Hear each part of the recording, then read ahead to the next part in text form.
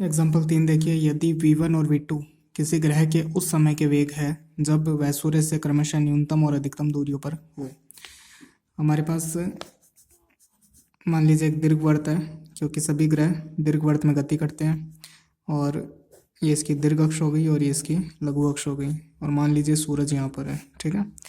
तो ये क्या कह रहा है कि जो ग्रह है वो सूर्य से एक बार तो न्यूनतम और एक अधिकतम दूरियों पर स्थित होगा। एक बार न्यूनतम कब होगा? जब यहाँ पे होगा, ठीक है। जब यहाँ पे गति कर रहा होगा तो न्यूनतम, और यहाँ पे जब गति कर रहा होगा तो सूर्य से अधिकतम दूरी पे होगा। न्यूनतम वाला जो वेग है वो V1 है। इस समय यहाँ पे V1 वेग होगा और यहाँ पर V2 वेग होगा। अब देखो, ग्रहों की जब गति होती है तो जो दीर्घवृत्त में गति होती है और दीर्घवृत्त में जो गति होती है उस दौरान जो वेलोसिटी होती है, वेलोसिटी का जो सूत्र होता है वो बता रहा हूँ मैं आपको।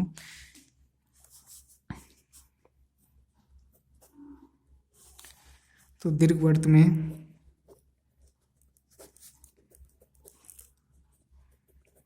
ग्रहों की गति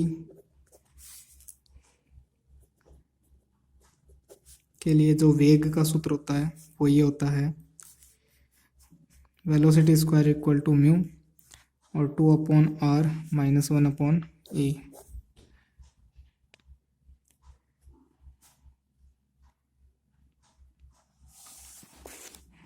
अब देखो, जब न्यूनतम दूरी पे होगा,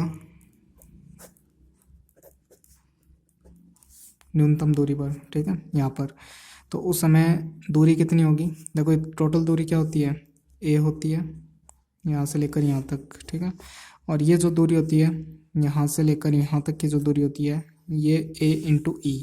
ए तो जो दीर्घ अक्ष की लंबाई, और ई क्या होता है? उत्केंद्रता, ठीक है। तो अगर आपको ये चाहिए तो आपको क्या करना होगा, इसमें से आप बड़ी वाली में से इस छोटी वाली को माइनस कर दो, तो a माइनस ए ई। तो न्यूनतम दूरी पर r बराबर क्या हो जाता है? a माइनस ए ई, या इसको मैं लिख सकता हूँ 1 माइनस ई, ठीक है। तो वेलोसिटी, न्यूनतम दूरी पर वेलोसिटी क्या हो जाती है? V1 स्क्वायर, क्योंकि दे रखा है इसने कि V1 है यहाँ पर। r की वैल्यू क्या है? 1 माइनस ई। ऐसे अधिकतम दूरी पर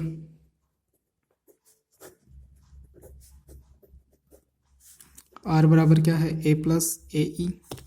ए यहाँ पे कॉमन आ जाएगा, 1 प्लस ई, और V2 स्क्वायर बराबर म्यू। r की वैल्यू क्या है? ए 1 प्लस ई 1/e, ठीक है। अब अगर अपन इसका यहाँ पे कॉमन लें और फिर कॉमन लेने के बाद इसका एलसीएम लें तो a तो कॉमन आ जाएगा यहाँ पर,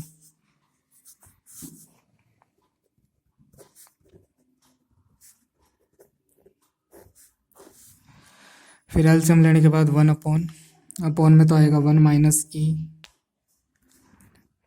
और ऊपर क्या है? 2 माइनस 1, तो यानी 1 रह जाएगा, और प्लस का ई। ऐसे ही V2 स्क्वायर क्या हो जाएगा? म्यू अपॉन ए। एलसीएम में तो क्या आ जाएगा? 1 प्लस ई, और ऊपर क्या आ जाएगा? 1 माइनस ई आ जाएगा, ठीक है।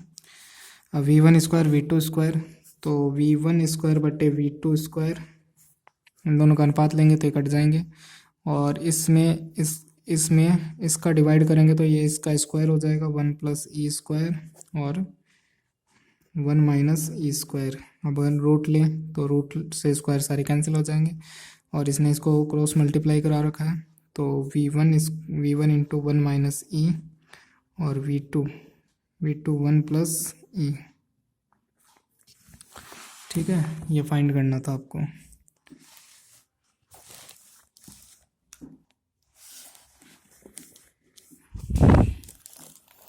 एक एग्जांपल और देखिए, एक ग्रह नाभिक के परिस्थित सूर्य के चारों ओर परितः एक दीर्घवृत्त बनाता है, और सिद्ध कीजिए कि एक लघु अक्ष के सिरे पर इसका वेग किसी भी व्यास के सिरों के वेग का गुणोत्तर माध्य होता है। तो देखिए, मान लीजिए हमारे पास एक दीर्घवृत्त है और इसके यहाँ पे इस पॉइंट पर सूर्य है। अब ये कह रहा है कि इसकी जो लघु अक्ष है उसके एक सिरे पर वेग निकालना आपको, और कोई भी एक व्यास ले लो, जैसे व्यास यानी सेंटर से गुजरेगा, तो एक सेंटर से गुजरता हुआ व्यास ले लिया, इस व्यास के सिरों पर इस व्यास के सिरों पर वेग निकाल कर उनका गुणोत्तर माध्य निकालो। तो वो जो गुणोत्तर माध्य आंसर आएगा वो इस बिंदु पर जो वेग होगा ना उसके बराबर होगा। ठीक है, ऐसा हमें दिखाना है। तो देखो वेलोसिटी का ये वाली दूरी कितनी है, b है। ये वाली दूरी कितनी है, ए ई, अभी आपको बताई थी मैंने। ये वाली दूरी कितनी हो जाएगी, इसको एक नाम दे देते हैं, सी ए पॉइंट, बी पॉइंट, ठीक है, पी क्यू। तो बी के कोऑर्डिनेट बी पॉइंट जो एस बी दूरी है ये कितनी हो जाएगी,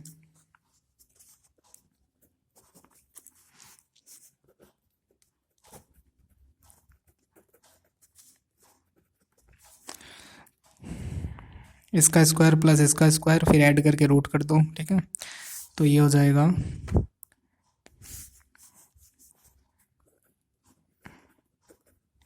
फिर इसका रूट कर दो।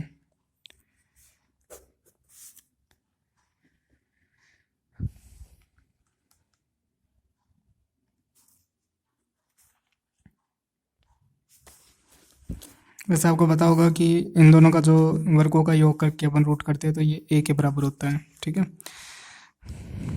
जैसे यहाँ पे देखो, जैसे ये सूरज यहाँ पे हो गया, यानी पहला फोकस पॉइंट, दूसरा फोकस पॉइंट एस डैश मान लो। ठीक है, अगर अपन इसको यहाँ पे मिलाएं तो ये टोटल दूरी किसके बराबर होती है, 2a के। ठीक है, तो ये दूरी किसके बराबर होती है, a के। ठीक है, ये कुछ प्रूफ्स होते हैं डायरेक्ट।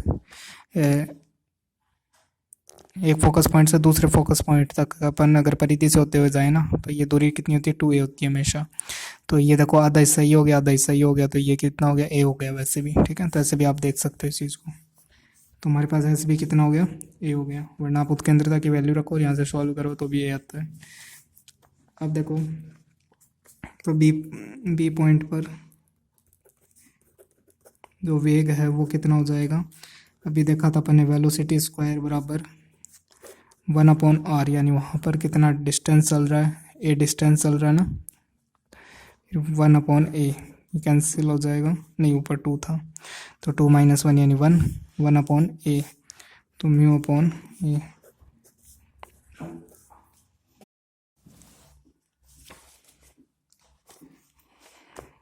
इसकी वैल्यू हो जाएगी वाली। अब देखो हम क्या कर रहे हैं, पॉइंट ए और पॉइंट बी इन पे और वैल्यू फाइंड कर लेते हैं। ठीक है, तो सपोज करो पॉइंट पी और क्यू पे वैल्यू और फाइंड कर लेते हैं। तो एक तो ये वाली डिस्टेंस चाहिए हमें और एक ये वाली डिस्टेंस चाहिए। ठीक है, तो इसको तो एस पी नाम दे देते हैं, इसको एस क्यू नाम दे देते हैं। ठीक है, तो अब देखो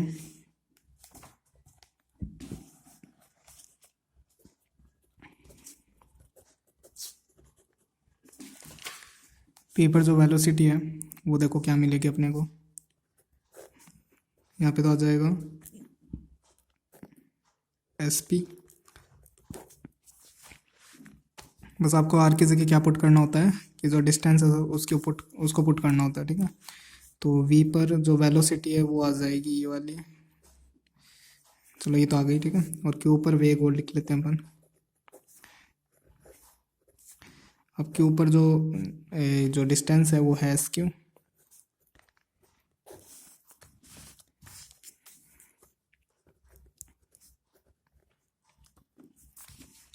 तो ये आ जाएगा म्यू स्क्वायर। मैं अब क्या कर रहा हूँ, इन दोनों को मल्टीप्लाई कर रहा हूँ ताकि इनका गुणोत्तर माध्य निकाल सकें। ठीक है, तो इन दोनों को मल्टीप्लाई किया, अब इन दोनों को मल्टीप्लाई कर देंगे तो ये आ जाएगा, ये इंटरनली मल्टीप्लाई हो जाएंगे तो इधर 4 आ जाएगा, S P S Q.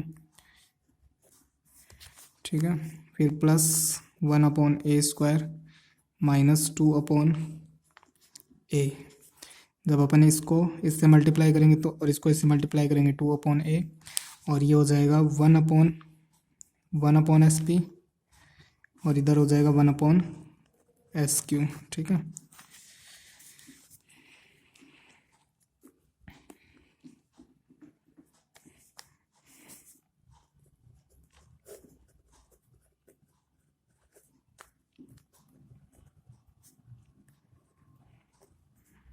S P और एस क्यू तो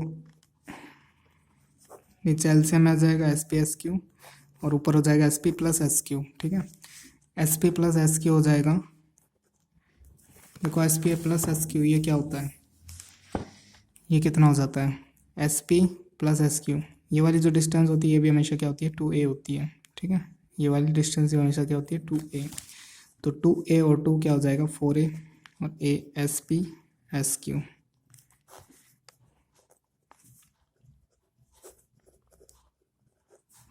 ए से कैंसिल और ये देखो ये दोनों सेम है, फिर ये भी कैंसिल हो जाएंगे आपस में। हमारे पास क्या रहा म्यू स्क्वायर अपॉन ए स्क्वायर और ये हो गया वी क्यू स्क्वायर। अब अगर अपन रूट करें तो वी पी वी क्यू बराबर म्यू अपॉन ए, और म्यू अपॉन ए इसकी जगह अपन क्या रख सकते हैं वी बी का स्क्वायर।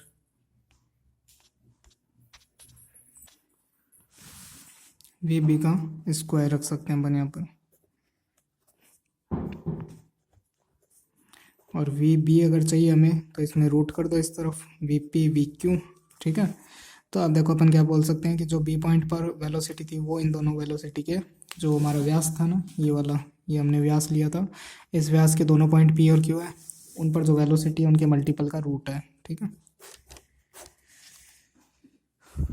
ठीक है, हो गया प्रूफ, बाकी अगली क्लास में देखते हैं।